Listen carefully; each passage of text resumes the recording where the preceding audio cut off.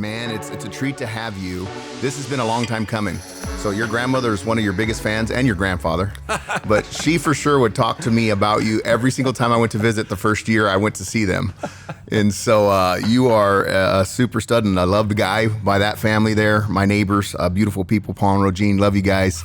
And so anyways, this has been a relationship. She was like, oh, and my grandson, you need to meet my grandson. And he's such the entrepreneur. You guys remind me of each other.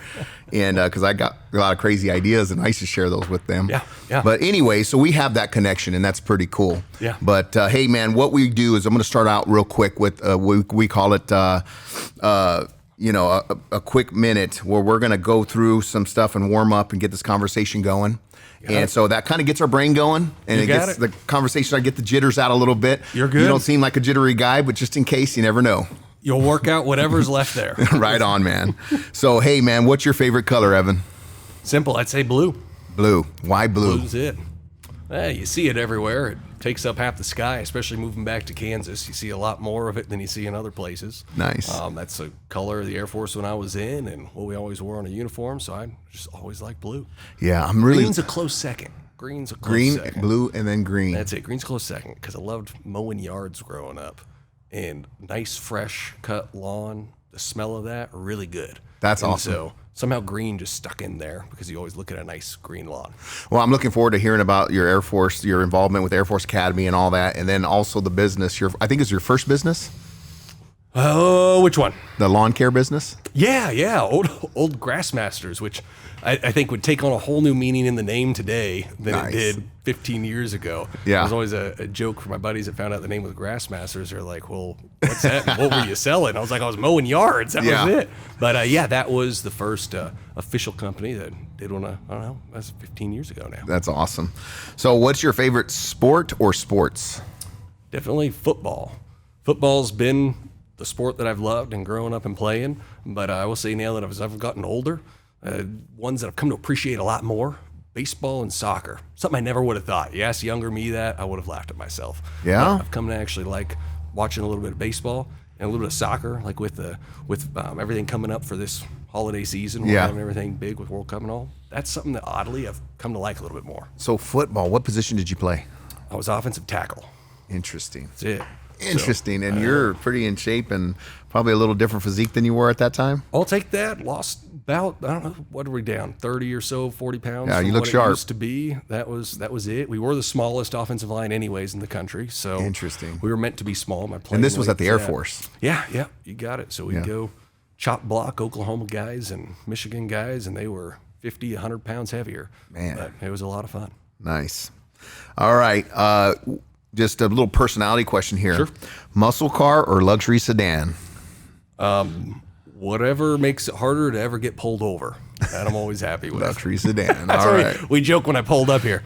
I drive a tan Avalon, which the average age driver is like 62. Yeah. Got a vet tag on the back or whatnot. Yeah. And old Officer Gay, now Sheriff. Yeah, right? Chad Gay, I joke with him, hey, what are the odds of ever getting pulled over in one of those? It's like, man, a vet tag and a tan car, that's pretty tough. Yeah. So I'm happy with whoever gets me point A to B and a decent, comfortable ride. Nice. All right. So real quick, what is your go-to order at a hometown restaurant? Try to keep it in Harvey County if you can. Definitely. For here, no doubt about it. The thing that I seem to get at least every week or every other week would be the California sandwich at Del Puente. Not sure if have you been there yet? They're actually a sponsor of one of our episodes coming up, so that's pretty cool. All right. Angie and Sal coming in, wonderful. That's awesome. That the California there, pretty darn good. Yeah. And if you're listening, you haven't been there, the fresh Mexican is kind of the take they're on with it. And Angie and Sal, I think, have done a wonderful job there. Yeah. And it's the California has they put avocado on it with an egg, and it's fantastic. Awesome. So every time. We had lunch there on Tuesday for Taco Tuesday. We had their 3 taco deal, and man, it was so delish. I really enjoyed that. It was a good plate and very reasonably priced too. Agreed. So, all right. Is there a special place in Harvey County that you enjoy and why? I'd have to say that would depend on the time frame in my life.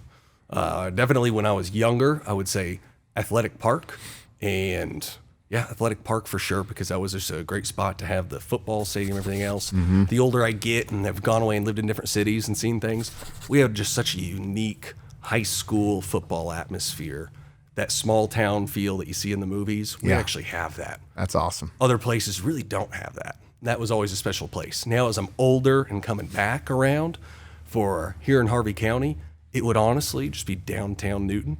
It's something that, again, we can talk about a little bit later after seeing other places, studied different economic growth factors for cities and different regions. Newton is the one place that actually has a downtown that has kind of that nice feel of its own separate vibe and feel that really around like Wichita area, there's not many other towns that have that. Yeah. Most other suburbs are suburbs that bleed in without having their own distinct business atmosphere. Newton still got that. And that's something that now that I've been older coming back, I've been very pleased and impressed with. That's really cool, man. And you've traveled and you've seen and you've lived other places. And frankly, when you were going to come, you're contemplating coming home. I know I was a person that we had chatted about that, about opportunities, and I appreciate you calling me and having that discussion. And I was kind of excited about the potential of you and your wife coming here because of how you work and how you do. And we're about to get into that. But as a team and as a unit, you two are just some special unique individuals, and you are go-getters, and there's so much behind you, and that's why you're here today. I try to look for people that are leaders and people that are creating things and visionaries, and then I want to humanize you guys and be like, dude, they just take action and they're not afraid to paint a vision and go after it. But the partnership that you two display and that you fight with is just so rare today, unfortunately. But I think it's a great example for people to look at and watch. And so I want to get into that. So real quick, there was a big sale here in town and you were a part of that, Cedar Village. That is a great opportunity that you took a bull by the horns. And I thought, man, that's a big lift. Thank you for sending me the information that you sent me on that. I did get it to a couple of friends of mine. I'm not sure if they called you or not because I know you were probably running through Rolodex. We were working to get it sold. That's what we were running through. You got it. Exactly. Rolodex away. And at the end of the day, it sounds like, I know you did it pretty quick in my perception. I know you're a very competitive guy and you probably have commercial timelines. Timelines. And how long was that one on the market? Do you mind me asking that in the public like that? The basics of it there, without going for too much of that was a few months where we ended up getting everything wrapped up in one ball. And it was really a pleasure, honestly, to be able to work for the sellers on that one, make it happen. And that's where you had some folks, the folks who'd had it, did a wonderful job on working to increase occupancy and build it out. And Cedar Village, I would say, was something always special even to me growing up. So I had that opportunity. It was a place where my wife and I actually had our first date in Old Curtis C's. So growing up knowing Curtis C's is like a staple in town, right? Yeah, absolutely. And that's where we had our first date. So it was pretty personal as well. And then coming back then and learning more about the building and how it's changed, it was really cool. So what the sellers had done, and then now the buyers who had picked it up, I think are going to pick up right where they left off. And over the next 6 to 12 months, I think we're going to see a lot of really cool stuff there as well. Yeah. So just a real pleasure to have that opportunity working for folks on that. Well, that's awesome. And I'm excited to see you do much more of that. And I want to get into this vision that you have, and that you're sharing with people that I'm buying into, with the company that you own and operate and with what you and your wife do. But real quick, I want to kind of go back a little bit to your childhood. So if I knew Evan as a kiddo, who was Evan? He was a blonde-headed kid, like a stark blonde, bowl haircut kid that wouldn't stop talking. That was the issue. So that good little kid. Now, actually, if you want to know what Evan looked like or was as a kid, you can look at my 1.5-year-old son, Ethan. And I think you can pretty take of that. So, God. What is that word your grandpa would use? A chip off the old block? Chip off the old block. Version 2.0. We'll always say that, right? He's going to be better than me, no doubt about it. Wow. But my mom says he's a spitting image, same kind of deal. I'll argue he's also a spitting image of my father-in-law, Dave. I mean, my wife's side, Shannon's side, they call him Little Mini Dave. And I totally agree with that. I see it. My mom will also say spitting image of me, just the same. And I see that too. Yeah. So it's just interesting to see that blend. Interesting blend of the two families.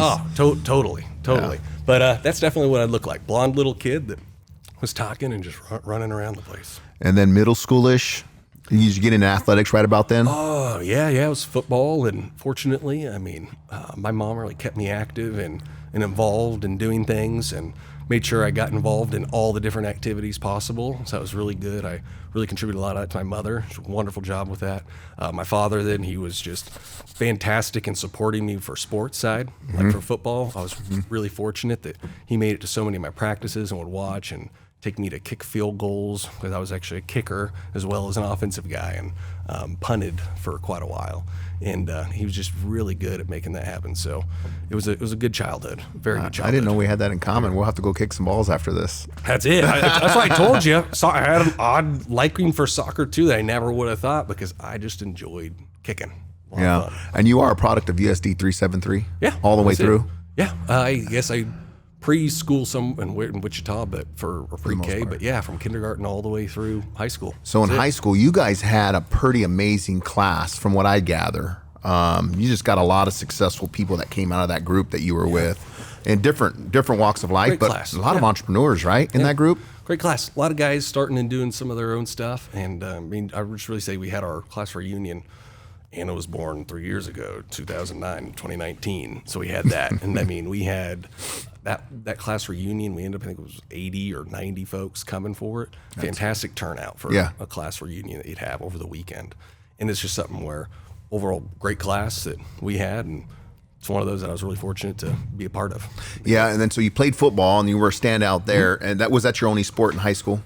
No, did basketball and track. Okay. Also. So you did those too. Classic. What you'd think on the docket. Basketball, football, and track was the run. Boom, boom, boom. Yeah. And then when you were, you moved on to the Air Force Academy. That's not real easy to get into. So tell me about that path. That was fortunate playing football. They decided, hey, we think you might be good enough to come out here. I mean, originally it was going to be heading out to West Point and play for Army at the time. And then ultimately they had some staffing coach changes. And so I decided to explore and see, well, could there be another option just in case, because they were running a different offense than what I would have been used to, in same defense. And then Air Force had opened up as an opportunity. Coach came out here, got to meet with him, went out there and fell in love with that. And big thanks for that one for my dad again, who happened to know a gentleman named Bob Bledsoe, who had went out there. And he said, hey, did you happen to know anyone there? And that's what got our initial film out there. Yeah. Then I should also always say Coach Glenn, Brent Glenn from Newton High. He coached during my high school years. A very big thanks to him for all the players he put films together for. There was, I think, 6 or 8 of us that went on to play college ball. And I really put a lot of that thanks to him for putting those films together back when it was pre-huddle stuff, whatever it is today that it loads up instantly and you're taking it with a phone. It was all taking film from up in the box and then spending hours to put it together.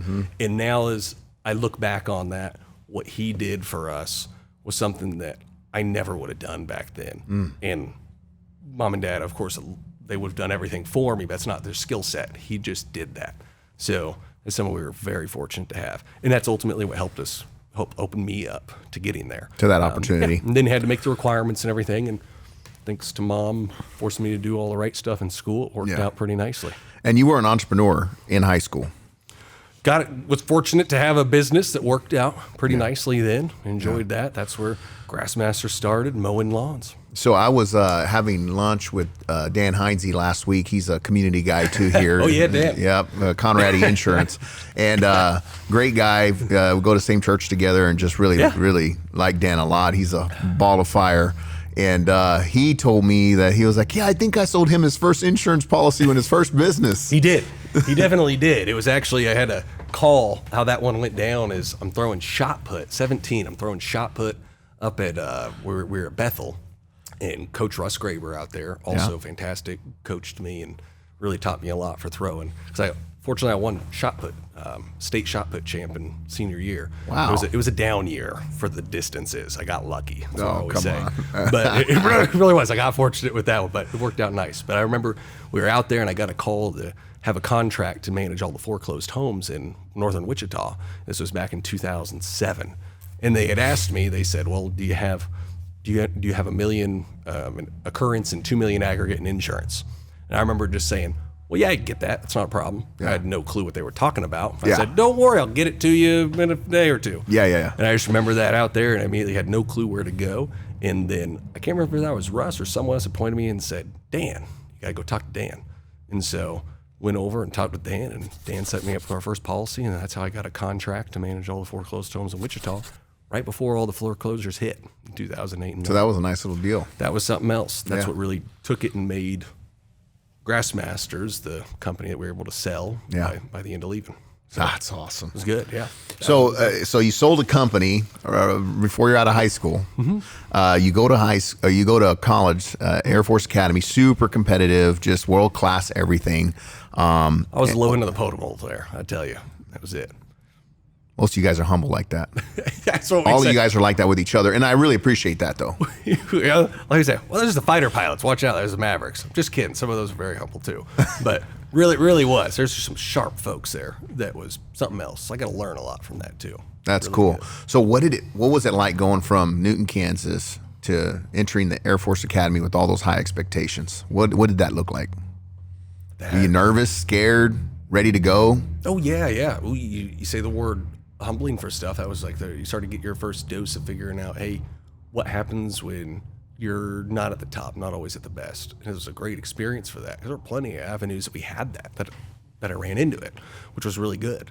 And it was definitely a experience where now you're away from home. And that was my first way of stepping away from home and being gone for a long time. I didn't come back for 12 years. Yeah. And so I look back at that, though, stepping away and having that, like the last 12 years that we had away from Kansas, it's probably one of the best things that I had done to develop our own identity. So it was like you just said there, nerve-wracking, it was exciting, but there really was a lot of that struggle in figuring out your own personal identity on your own, separate from the community that has helped house you for so long. And that was interesting. It was tough for a couple of years. Then as you started developing that identity and working through, it really started to grow. And now I think I'm at least pleased with how we've turned out in the end. Yeah. And so It's huge. worked out very nicely for it. But yeah, it was a heck of an experience. Well, for you to come back, I'm just excited about that and the potential. And then you hit the ground running like I knew you would, you and your wife. I mean, the team that you guys are, it's pretty telling that you took a lot from that experience and you didn't squander it up as far as I can tell. And that's really exciting. And to bring those talents back home is huge. So one, thank you for being here and coming back and pouring back in. And now I want to get into that part. So you were out there, you've been through a lot, you've had all these choices, you've seen some things, you were in the Air Force for a while, retired from there. So you don't retire. To retire, you got to go 20 years usually. That's Sometimes right. you can do it early for it. So separated. I did Okay. my about 6 full years active once Okay. out of the academy. Okay. Is what it was ultimately. And then you got into some apartment buildings or building flipping, or what was that journey? Your business journey there. That was actually right out of the academy. So right out of the academy, and I got stationed out in Dayton, Ohio. I got my real estate license almost immediately. And the deal was, I remember going to my commander and saying, hey, I'd like to get my license so that I can start picking up some of these properties. Because if you remember, I said, hey, I had the contract for managing all the foreclosed homes in Wichita. Right. And that contract bloomed from doing 5 to 7 homes a month to 40 to 50 a month during the time that I had that contract. Right. When I was 17, 18. Right. So I remember I signed it at 18 for the time because I had to be 18 to sign the government contract. The irony is I became a government contracting officer while I was in the Air Force. So I was writing those contracts. Yeah. And who would have thought the 18-year-old me knew I was signing something that I'd be creating in just another 5 short years. Yeah. But anyways, that's where that started. And I recognized, holy cow, there's this balloon in homes and properties that are valued a lot less than they were, but the numbers still sometimes make sense that they're worthwhile. Yeah. And that was actually a hard one for me. I was debating just wanting to do that, but Right. my mom reinforced and said, you got to go to college. So that was always there. Right. And then while at the academy, I had a mentor who helped show me how he built essentially a real estate portfolio throughout his career from location to location. And when I got out to Dayton, I knew, hey, this is something that I got to have a part of my life to explore. So got my license right away. And commander was like, as long as you can win CGO of the quarter, you're going to be good. That means win the awards. I kept winning those darn awards. Let me continue to start getting apartment complexes, and I would renovate them, rent them out, and move on to the next one. And you started a company at that point. I'm not sure if you're affiliated with them or not. And then now you're owner-operator of Hearthstone Realty, which is kind of your customer-facing here in this area, at least. Tell me about your vision there. So all that transpired, and now here you are, just hitting the ground running. Again, you sold this beautiful property here, and you are such a creative marketer between you and your wife and how you guys pull this off. I have never. And right now, for the ones listening, he's opening up our folder of what we send clients to welcome and say hi to. Right.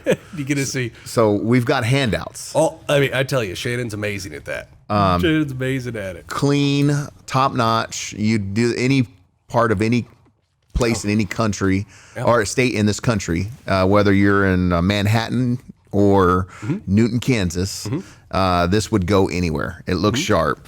And some of the creativity behind the letters, the mailers, this is how much of a nerd I am. I've lived it through. I like it. You've put each one in there. I keep all of it. Oh, heck, you even had my card that I mailed you that has the stamp on the back for it. I like it. All of it. I like it. There is not a piece that you've sent me that I haven't. I take from this about the creativity. This is one of my favorites. Easy summer desserts. It was seasonal.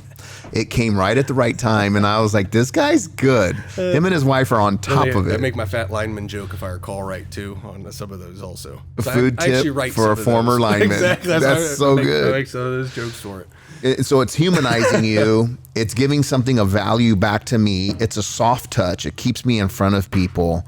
And we really don't see enough of this here. And that's why I love people like yourself coming in and bringing this, because you're bringing the water level up and your expectations are what they are. You're just taking action. And this is not nothing to me. When I see this, I see quality. I see a lot of hard work. I see a lot of thought in the sales process piece and just the building the relationships that you do.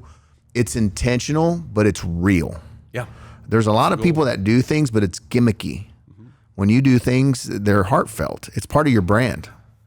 It's kind of it. Well, if you're saying that, then it means we hit it right. Love that.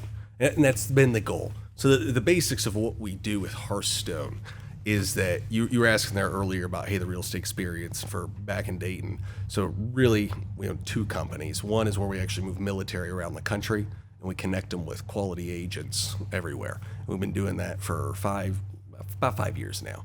And that's exposed me to some just fantastic real estate agents all over the country that do some stuff that just blows your mind to make sure that they take care of clients and do things really well. And a lot of that's aggressive in how they market things and bring things to market and make it work.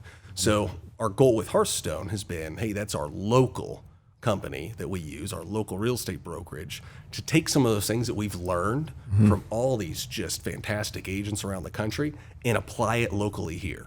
So that's where the unique thing is when working with me is that I've had odd exposure to what some really good agents are doing in Colorado and Florida and Texas, and seeing what all of them are doing in all these unique places. Because believe it or not, in those places where home values are a lot higher and they have a little higher budgets, they do some pretty crazy stuff sometimes. Yeah. So I've tried to figure out how can we do some of that here, even though it's lower budgets, smaller home values, how can we apply some of those concepts still to here? And that's what we've worked on doing. So that's one of the powers of Hearthstone, and I think why we've had a lot of success so far. Yeah, I mean, all of it's here. I mean, it's integrity, service, excellence. It's your story, your family, you and your wife and your partnership, your dedication to your clients, to our community, the investment in coming back home, and just the things I see you doing in your personal life, some of the events I get to see you at. I mean, you're pouring back in like most people don't understand. And so I just want you to know that I see it and I appreciate it. And we need more of that. And we need to create that community that you're helping pitch into. And I want to get into that vision. I mean, you have some amazing visions. And again, I can go through all this stuff, but just to let you know, this doesn't get wasted in my house. And it's valuable. And I didn't know this is how I would use this. Yeah, I like it. But it's here. I have it. I'm hoping you like the Thanksgiving one coming.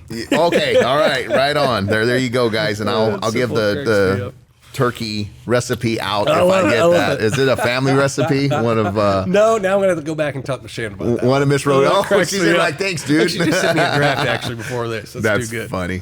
So, anyways, yeah. Well, thank you for what you do and raising the water level here. And it's not my wife was super impressed with some things. We had a conversation one day, and today you just don't know, right? And you had information, like there was a reason we had to hook up the next day, or we found each other in passing, and you had a whole real cool, very informative reasonable, sensible package, and with your processes of how you take people through the process. Yeah. So I had no questions when I call you what it's going to look like. Yeah. I understand what my role is and what your role is, and basically how to stay out of your way and let you do your job. Yeah. But also, there was an upfront stuff, but you also had it nailed down to, you gave me a pretty decent price range because of the unique property that I have, with knowing we're going to have some challenges, but there are also some upsides, and you never know what the market's going to do. But for you to have that within 14 hours, I don't want to exaggerate, but it was literally about that. It was one night. Yeah, it's about that. We talked late in the evening, and by the next, before noon, I think it was, we met in a parking lot, and you were going to see some of your buddies that you grew up with around here in a building complex you just sold. That's it. That's how that one goes. I mean, the key is, we always tell clients, is that we can't control the market necessarily, but we can control our actions. And so that's whenever we're trying to sell and do our job as real estate agents. I can't necessarily control if the market's going to pay X, Y, or Z for your property, but I can control my actions in trying to generate the interest to get as close as possible to what your goals are. So I can control how many calls I make, how many packets do I print, like what you got and brought out. Dozens of those, more than that, for that example, going to all different target market contacts, individuals, for all different points of contacts. And it depends on the type of property and what we're working with. But I always say we can control our actions, can't necessarily control the world. We can control what we can control. And your market is, so you're doing everything from individual homes, single family homes, to complexes. Do you do any land stuff yet? Land side, not so much. Yet. So it's been pretty much, as I always say, we're about half residential, half commercial for my side personally. Okay. Ultimately. And that's been, I grew up, when I started, heavily out in Dayton, Ohio, where I had built the first brokerage, got pretty big into selling small multifamily complexes and to investors. That was a little over half the business. And then it grew to where we ended up with a pretty large residential sales side too, that was working very nicely. Nice. The commercial part's newer, and that's the one thing that we really found a good space in, that, hey, we can bring multiple offers if we market our commercial properties in a similar manner to how aggressive we are on the residential and investment side. So it's worked out nicely. Yeah, and timing here to have your energy here right now with everything developing from the Amazon plant going in, this I-35 corridor. I've seen things happen between San Antonio, Austin, and New Braunfels down in South Texas, like most people couldn't even imagine. And I really feel like we're here at this point in time. There's companies that are putting in businesses here that would not normally come here because they see what's happening, and they know things that we don't know in full. And so there's a lot of telltale signs around us. And we also got young, ambitious hustlers that see the vision. Agreed with that. Can you share some of that, or is some of that top secret? Top secret. There's nothing there. And I always say, hey, the corridor concept, just fine. I just threw the word out. It's starting to work pretty well for it. And I know there's other folks that can see the same thing. And there's some people now who are acting on that, which is absolutely wonderful to see. Absolutely. But that concept of the corridor comes really from looking at the same way you said, hey, you saw down in Texas, like there's the Texas Triangle, right? That's Dallas, Houston, San Antonio, that big, nice triangle. There's the Tech Triangle out in Carolinas, where you have all Durham and all that connected together. And that's one thing that when I was getting out of the Air Force, looking at, hey, where does my family want to move to make sure we can capitalize on economic events? Opportunity. Yes, exactly. So that's how I used to always only think. So I remember I got a nice U.S. Census map of all the MSAs. It's a pretty big map. My wife would laugh at it because we put it up in the office and it was big. I was circling it. You could see all the dots of where all the population densities were. And I would circle out where those clusters were of places that built on some kind of hub. That had some kind of synergy in their growth characteristics. And I was assuming we had to move to one of those. But then family really has been the most important thing for us, especially if we've had kids. And we want that to be close. We don't have forever with our older family members, and we want our kids to know them. And it's just, so we knew we wanted to move back. Absolutely. So what opportunities are there? And the more I started looking in at, is it just big areas like the Texas Triangle where you can have these synergies? Or there's some smaller places that have similar ones? And there are. So if you look at micro MSAs, there are places that have similar characteristics. And so when I started looking back here at home, I noticed that, well, you really have what I like to call the corridor. And that's, where else do you have two nice 4-lane highways that connect a section apart between each other. That's I-35 and Old 81. And when starting to look at the plans that Newton had ultimately for its longer term growth, and you look at Valley Center, you look at Park City and what all their plans are, it really starts blending together that corridor. So that's where, I should say, it was just the two highways. And then I was reading two books that really influenced me quite a bit. New Geography of Jobs, fantastic book on understanding that it's important to have jobs that bring money into a city, not outside of it. And then another one called Logistics Clusters, which was on studying what we call inland ports, areas that you have clusters of industry that just build on each other. The biggest example was like Louisville, Kentucky, and where you have FedEx and UPS together, and they just feed on each other, and that's boomed that city because of it. It's an inland port that everything flies in.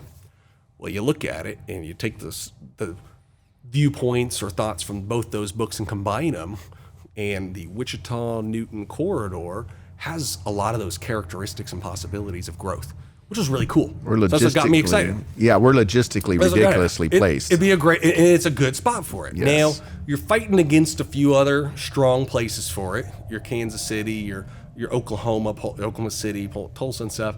But there's a really good possibility and opportunity for it. And if you look at Wichita as a whole, it's got to go somewhere. Every city, sadly, is 2.5 hours away, every major city. So it's got to go somewhere. I believe that this corridor is one of the best places for it to grow, and for Newton's sake, for it to go south as well. So we're seeing that, and I think it's something that's very exciting. So corridor was the coin term. Corridor, you heard it here first from Evan. That's not it. And that's not for me.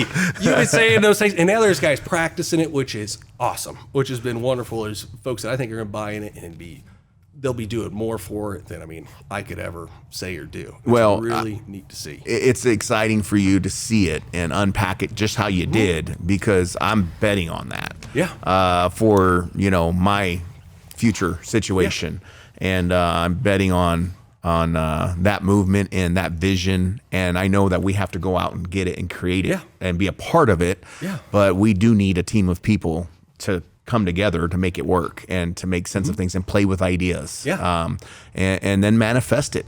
Yeah. Because that's what it's going to come down to. And with guys like yourself, I'm just really excited about the energy and the possibility and the potential behind what we got our hands on, because it's not nothing.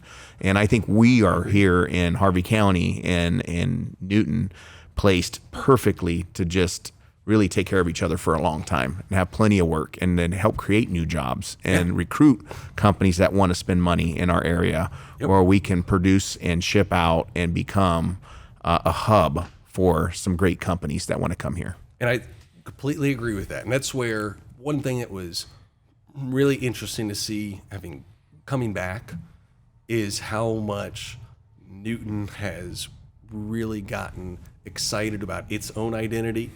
The new flag, love it. I really like the Junior Railer one I was telling you about the other day. I was like, man, that's a really cool logo. Yeah.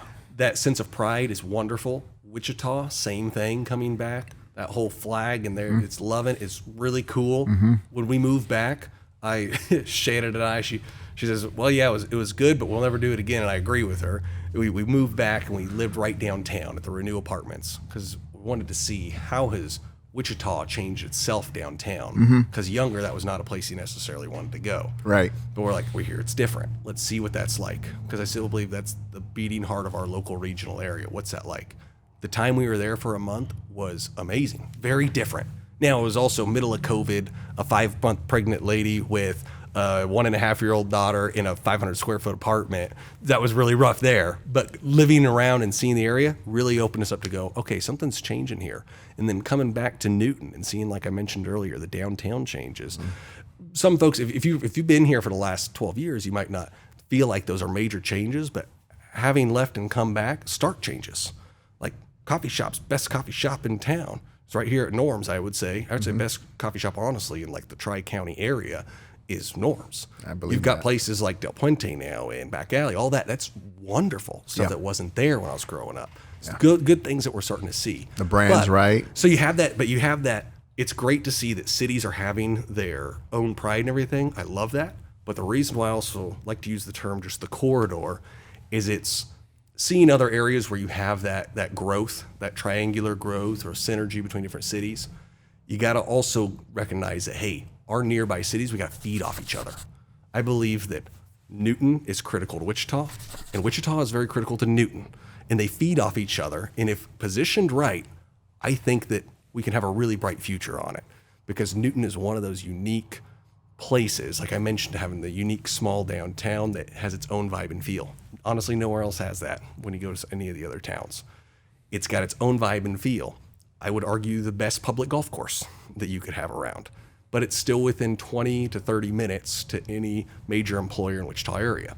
So again, Newton needs Wichita, Wichita needs Newton, because it ends up being one of those right communities that can help enhance the area. So the corridor concept is trying to get us just to look to beyond, hey, not just individual identities, which are very important, but also seeing that we need each other to really grow and thrive, because otherwise it's going to be a little bit harder to do so. Yeah. So you need to tap into each other's capital, into each other's personnel, into each other's logistics abilities. And I think we're starting to see that. Absolutely. So I love that you're basically giving that vision of zooming out just a little bit. Yes, it's good to, have your own processes and procedures, and you were able to go online and see our plans, future plans as a city, and go, hey, there's something different here. Red Newtons, Red Valleys, Yeah. Park Cities. And the thing is, when you blend all those together, it's actually pretty darn nice. Yeah. And that's one thing, talking with different folks, I'm not sure how much it's all been plugged together, but when you look at them, it's very good. Yeah, our economic development team is working with them like we never have before. They actually came to speak at an event we had at a Chamber of Commerce event where, they're literally coming and saying, hey, we love the partnership. Let's keep doing it. How can we help you, and how can they? Because it's a win-win. Yep. And it's not about competing and beating them all the time. It's about how do we win together, and how do we communicate to understand and to pitch in like we do. With what we're doing even right now, right? It's like, how do we help each other grow? How do we help get each other out there? And how do we get that synergy moving in the right direction? Talk about possibilities, not the challenges, right? Because what you focus on grows. That's it. And then we have, like the example I was using, that sale that we had. We had a generation that did a great job of getting things teed up and going. And now I think we have another good generation coming in, ready to thrive and help push it further. Absolutely. Picking up the baton and carrying it on forward. When I think it's a responsibility we owe to those people that came behind us and have done so much for us, to give us this great downtown area, the park that you talked about that you didn't realize was so amazing. When I go to those games on Friday night, it is a special feel. It is. And we don't own it because we're here. And I tell people I grew up in San Antonio, Texas, and the Alamo was just the Alamo. And downtown it's just downtown. Yeah. But then when you leave and you go back, you're like, wow, this is pretty special. It's actually a special Yes, place. yeah. And why didn't I see it when I was there? How do we know that now in our position today and have these conversations so people can see, like, hey, this guy came from over here. This guy grew up here and left and came back. And you know what? They're both saying this is special. We always say the grass is always greener on the other side. Yeah. And I remember that's how I honestly thought a lot while I was younger, and assumed it was just always better. And that was actually one of our deals when getting out of the Air Force and to build another business was, where do we ultimately go? Is it to move back here, or is it to go somewhere else, like I was mentioning earlier? And then we discussed that we had built something pretty incredible in Dayton, Ohio, which is very little difference between Dayton, Ohio and this area as well. And we're like, why would we assume it would be worse or not better? We can make it just as good, if not better, and have our family with us and make a lot of change and really enjoy it. And that's what we decided to take advantage of, and here we are. That's awesome. Well, thank you for making these decisions and being here, and you and your wife are amazing human beings. And one of the questions, I know you got to go. You're good. But real quick, I wanted to ask you this outside of the real estate, and I know you're super laser beam focused. I get it, as you should be. What are you curious about right now that is different outside of your real estate world? Curious outside of the real estate world. Yeah. What are you curious about? There are some things that if we talked on a very, go down that one, right? Curious for looking at our younger generation, a topic that's very close to like for my wife and I. Right, everybody can be on different fences about things, but pro-life versus pro-choice world, we're very on the side of pro-life. And I'm very curious to see how that shift is going to continue to change. This is random. You said, hey, random. Yeah, absolutely. What does it? Woo! Absolutely. Let's pick a touchy subject. Let's get in it. Yeah. But that's what, if you learn, I'm more than happy to go right into any topic. But that is something that I've been very curious about. Will younger generations continue on a more pro-life trend that they have been for the last 10 to 15 years? That's something that's just random curiosity, if you ask me. Yeah, That's what I was really thinking about this morning driving here. That's interesting. So and it's something I would that love we've to seen, and I'm wondering if we're going to continue to see that. Yeah, I would love to unpack that with you one of these days when we have 30 minutes to sit down and unpack that conversation, and even about how we communicate better, because that decision that was made, frankly, broke my heart. But I understand that people manipulate things and information that's given, and both sides of the political aisles do it.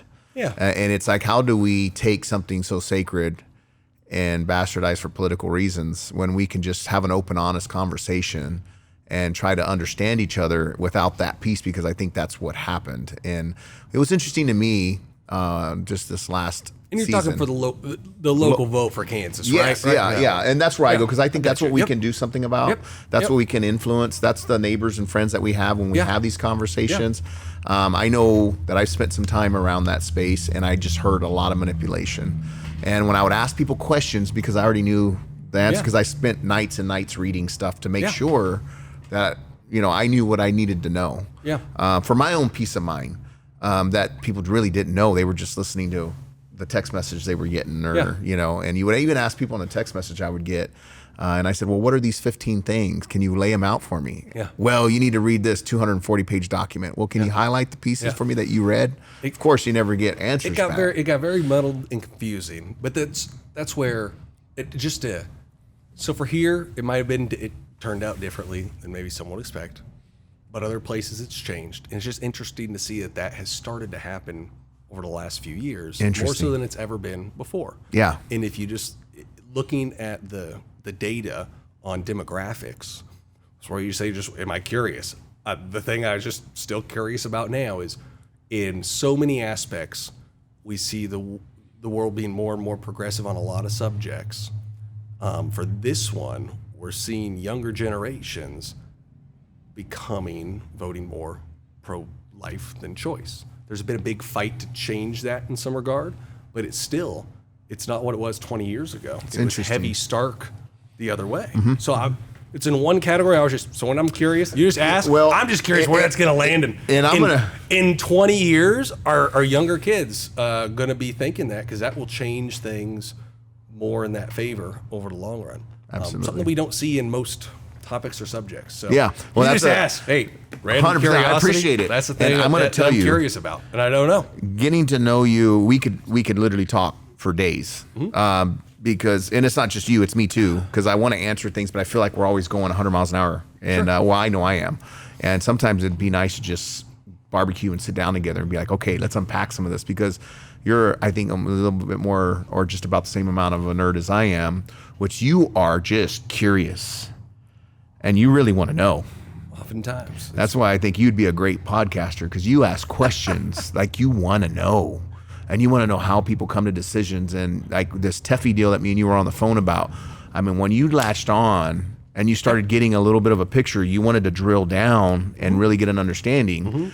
And I love that you do that. I love how you do that. And it's almost like, man, I wish I could just take a seat and sit down and take out some stuff and start going over it with them, because I think you would actually enjoy it. Yeah. Because you make everything valuable that you get in your head, and you want to put pieces together. And like you're saying, you don't know if Valley Center and Newton and Wichita, how much that's really being talked about, our corridor kind of experience. And it's totally happening, right? How do we get more people to the table? Yeah.